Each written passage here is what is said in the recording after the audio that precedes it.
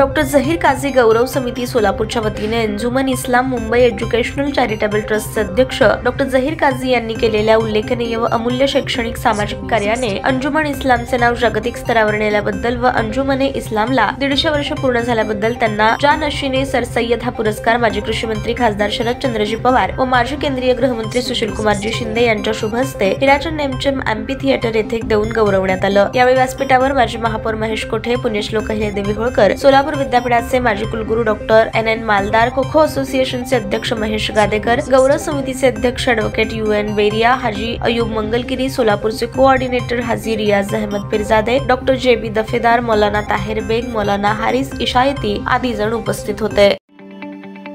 ताज्या बातम्या पाहण्यासाठी प्राईम महाराष्ट्र न्यूज चॅनलला सबस्क्राईब करा।